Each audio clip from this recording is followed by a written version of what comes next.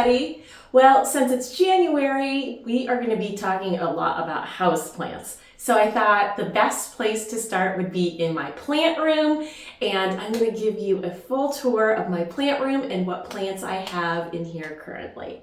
For those of you that don't know, my youngest son, Kane, has been moved out of our house about a year and maybe a year and a half now. And this used to be his video game room. So I'm just going to give you a quick overview of the room, and then we'll look at the plants. So first off, on the left here, I have this plant shelf that my aunt from Cape Cod gave me when she sold her house up there and moved down here. So she gave me this cute little baker's rack that could be a potting bench, but I'm using it for plants. So that's sitting over on the left there. Then I have a lovely window that gets lots of morning light. Then this next piece is my great-grandmother's china closet, and I just love it. It is not a expensive piece, but it's a sentimental piece. So it's got a lot of condition problems, but I love it. And what I chose to do is put it, as you can see, there's a crack in the glass, but I use it for my antique books. I have started to collect antique books, and that's a little antique encyclopedia set. Oh my gosh, they're so adorable. So I just love it for that. And then next to it, I've got this lovely ornate chair that I picked up off of the curb this past summer. And oh my goodness, the carving on this is just exquisite. And I love this time period of furniture. I love it. The upholstery is not in great condition. And when I picked it up off the curb, the bottom of the seat area was busted out. And it's all the original metal springs. And so I brought it home, and I decided that I was going to teach myself how to do the 8-way hand tying of the springs. So I flipped it over and I watched some videos, and it turned out pretty good. I realized as I was going through the value of investing in good supplies. I got a lot of supplies on Amazon. Some were fine, some were definitely not up to par, but I used what I had, and it was a great learning experience. So now I have all the supplies. So if I ever want to redo the spring seat section of a couch or a chair, I know how to do it now, and I do have the supplies, and I will invest in getting a better quality of supply next time for like the tacks and the nails. That's where I felt the quality was lacking in what I found on Amazon. But anyway, I did that, and so now this chair can be sat in and read. You can sit and read a book or whatever. But I just think it is so pretty sitting there next to my great-grandmother's china closet. So then moving over here to the front of the house, I have another beautiful window that lets in a lot of light. This gets the late day sun. As the sun is setting, we get a lot of light coming through here, and the other window gets the sunrise. So I also have beautiful plant stand that I got from Gardener Supply, and it's actually a 3-piece set. The middle 3 sections, the middle 3 shelves are one section, and then the semicircular side sections are each a different piece. So I just have them nestled together to create this beautiful half oval shelving system underneath the nice light window, and I just love it. Then moving on to the corner, beautiful antique plant stand that came from my husband's grandmother. So I put that to good use. The top is not in great condition because it got a lot of damage from water over the years. So I've put a beautiful doily on there, and it just camouflages it, and it looks just really pretty. And then over here, I have one of my dining room chairs. We bought a set of 10, and I usually keep 6 at the table. I use one at my desk downstairs. I have this one up here, and then I have 2 in my guest room. So I use that for a desk chair for this really pretty antique desk that I picked up on Facebook Marketplace. And I just love it. And then above it, I have a beautiful antique mirror that I picked up at the flea market. So all of these things that I have are not expensive high-end antiques, but I just buy things. I do not care if they've got dings, scratches, whatever, if they need a little repair. I just take them and I will spiff them up as much as I can, and I just use them, and I think they're really, really pretty. So that is the room. So now let's start talking about plants. This one here is just a golden pothos. Now, pothos, you can say either one. It's a tomato thing. So this pothos is actually my in-laws. They came for Christmas and stayed for a couple of days. And then just after the new year, they left for Florida. And they're going to be in Florida for like probably 5 months. So they bring me their plants to plant sit. So this is one of my in-laws' plants that I am plant sitting. So then over here, this is my peace lily that I've had this for years. And it is just a stunning plant. And I usually have this in my dining room, but I did move it up here over the Christmas holiday to make more room.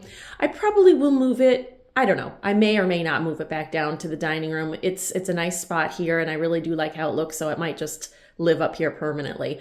But it is doing great. And if you can see, it's getting ready to shoot up a bloom. I just love peace lilies. They are such a peaceful plant, and they're just so gorgeous. You just have to keep them, watered quite a bit so they don't get the browned out tips, but gorgeous, gorgeous. Then in the window, I have my spider plant, which I've had this for years and years, and it just puts off babies like you wouldn't believe. And when I put it on the porch in the summertime, oh my gosh, it goes to town. And I do have to kind of trim it. But I've gotten plenty of babies off this, and I have rooted them and given them away as gifts to people. And I have spider plants at my office, but this is a really nice prolific plant. And I bet you oh my gosh, it's a heavy terracotta pot that it's hanging in, or that it's planted in. And if I repotted that, I think if I pulled that out, it's solid roots in there. So I do definitely need to keep this plant fertilized, because I do not even know how much soil is left in there. I do put in top dressing soil here and there to keep it going. But I bet you that thing is wicked, wicked root bound. So down here, I have a curly, I think it's a curly weeping fig, I believe is what it is. And that is so cute. But this is one that I struggle with. I really need to keep this watered more because this one does need like quite a bit of moisture. But if you look, I have tons of new little leaves coming out there. So it's living its life in this location. Then I've got a rubber plant, and oh my gosh, this rubber plant this was just a little plant that I got at a local greenhouse where I get my hanging baskets in the spring. And the mother plant on this, it's probably got to be over 50 years or so. It's huge, and they get tons of babies off of it. And I got this plant for $6. So I was just so excited. But I love rubber plants. I love the thickness and the glossiness of their leaves. I just think they're a stunning plant.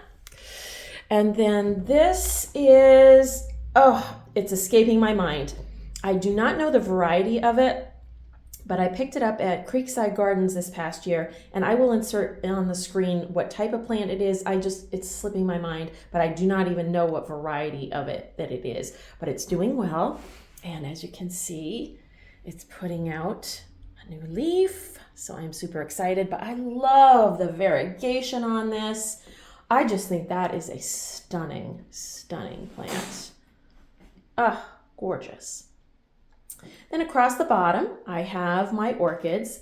And these orchids, people have given me as gifts over the years. And I have had some luck in getting them to rebloom.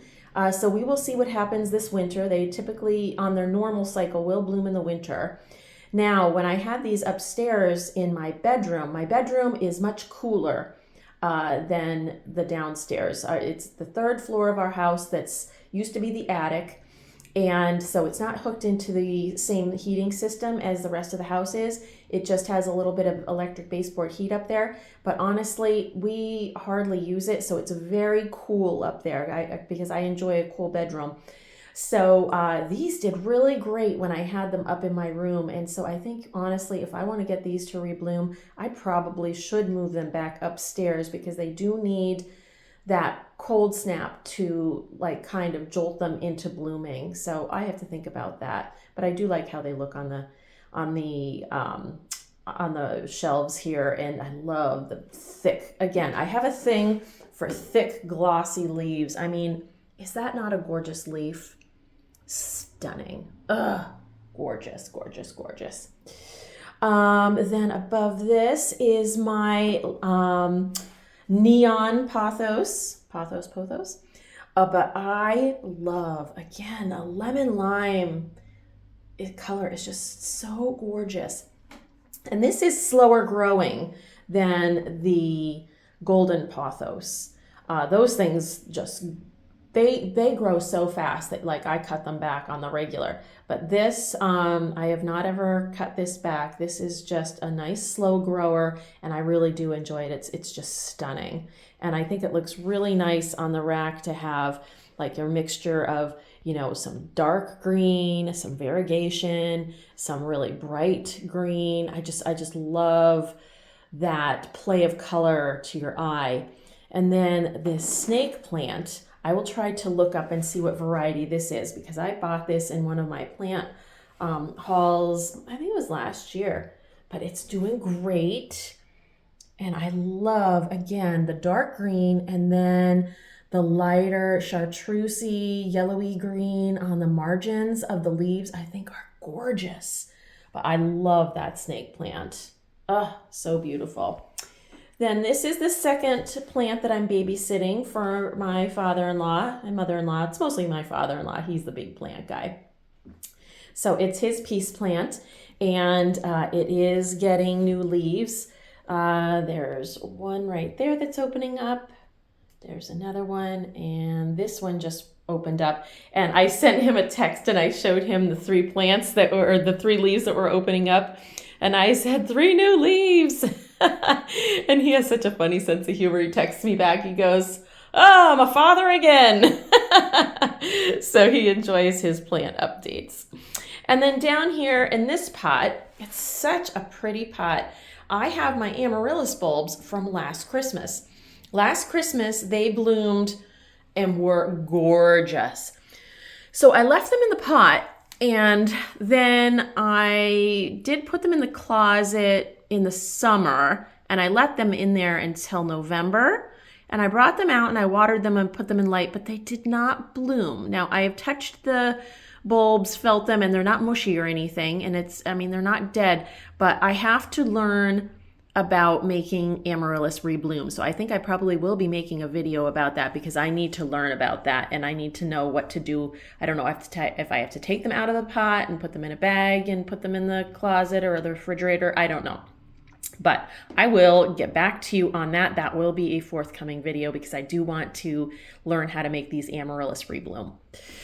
All right, so that's everything on the plant rack by the window. And when I have plants, I really do like to arrange them in a visually pleasing manner. So I really do try to have a mixture of, have the right heights and textures and colors. But to me, I feel that that's a very pleasing, group of plants right there. So I'm happy with that. Then over here, next to the chair and on top of my great-grandmother's china closet, I've got 2 plants. This is the Pearls and Jade Pothos. And again, this is a slow grower. I probably will need to repot this soon because it has been starting to put on some nice growth, which is great because it really is a slow grower, and I think it's finally to the point where it could use a new pot. But I just love it. I love the kind of I don't know if it comes across on the pictures, but there you go. You could see it's got such beautiful variegation. It's got the dark green, it's got kind of like a sagey green, and then the cream. It's just a stunning plant. I love that so much. So I do think I need to upgrade the pot for this little guy. Then over here, I have my lemon lime philodendron. Let me just move this way so the light works with us instead of against us. But oh my gosh, lemon lime philodendron, gorgeous. Look at the leaves. Again, I love a mixture and variegation on leaves. Now, this one is a real, prolific trailing viner, and I don't want it to get any longer, so I have started to just clip off the ends of this in hopes of just promoting more thick growth up top. But what I've noticed is I'm having a lot of dieback on the top. I have like no leaves on the top of this plant, and it's kind of a little bit disconcerting. So I thought, well, maybe it needs more light from the top. So that's why I put this pretty little lamp up there just today, and I'm gonna leave it on all day. And I do leave the overhead light in this room on all day to give these plants even more light. So I don't know, I have to read up on that and find out why is my lemon lime philodendron balding on top. So I will get back to you on that. Moving on, I've got my rubber tree collection. I've only got 2 so far, but I just really love these plants. So this is Ficus, Elastica, Burgundy, and it's been doing good, and it is putting out some new leaf growth right there. So it's doing really well right here. I do have minor leaf drop on this one, but that does happen. And next to it, I have the Ficus Elastica. Oh gosh, I can't remember. I'm gonna put it on screen. I'm gonna look it up. I don't want to say the wrong name. I want to say Taniki, but I don't know if it's Taniki or not. But anyway, I love that it gets these beautiful pink leaves. And the new leaves, when they come out, look at that. Gorgeous, gorgeous, gorgeous. This was doing fantastic out on my porch. And then when I brought it in, I don't know what happened, if I had a little bit too much water or not enough water, but I had a bunch of leaves get these dark spots. So unfortunately, there's a couple of leaves that don't look the best, but I'm gonna wait. I don't like to pull them off unless, I don't know, I'm thinking about it because there's a couple that look pretty icky. But anyway, so, but I love this plant. It is so beautiful. I love that little tinge of pink on the leaf. I think it's stunning. And how about this leaf here? It got deformed somehow, probably growing into the stem of another one. But look, it formed a heart shape. Isn't that gorgeous? I love that little leaf. I hope I always have that leaf. It's so pretty. Down below, I've got lemon coral sedum that was in the pots outside my son Christian's sliding glass door next door. And I just thought, well, hey, let's pot these up. Let's see if we could, winter these over. Maybe we'll use them next year. But I just thought they were a really cool color and texture and something that I could put down below. Honestly, it probably needs a little bit more light, but they're hanging in there. So lemon coral sedum out of the outdoor pots. And then up here, oh my word, I have my Monstera deliciosa, my large one, and it is stunning. This was a gift from my daughter-in-law. This was at her work office, her boss had decided that they didn't want it anymore. It was too big for the place, so they were getting rid of it. And she has a cutting off of this, and her plant is going crazy. It's doing so good. She's got a beautiful sunroom. And so she called me and asked me if I wanted it, and I said, yes, yes. And this is the latest leaf. I mean, it is, and it's huge. Here's my hand. Okay, so there's my hand. And there's how big this thing is. It's humongous. Oh my gosh, I love it so much. So that is my Monstera deliciosa. Then down here, I've got a Filodendron. I believe it's Golden Queen. I will look that up. But oh my gosh, this plant is stunning. This is a new leaf. But isn't that beautiful? It's such a bright chartreuse color. And I just love this. I mean, it's a big plant. It probably measures close to 3 feet across. And it just does so great out on the porch in the summertime. I just got it this past year up at Creekside Gardens. And oh, I love it so much. But I will put the name on the screen. I think it's Philadelphia. It's a philodendron. But yeah, I'll look that up and I'll put that on the screen. But love that. It is stunning. Then over here, I've got my other Monstera. This is an Addin Sonyi, and I just love how delicate all of these leaves are. And I used to have this on a pole down in my kitchen, but I decided to take it off the pole and let it vine and put it up here. Now it has struggled a little bit. So like I'm seeing here, this is a new leaf, but it's just not doing hot. So I'll probably clip that off. So I don't know. I think it's going to benefit from a fertilization here shortly, but I just love this plant. I just think it's so, so cool.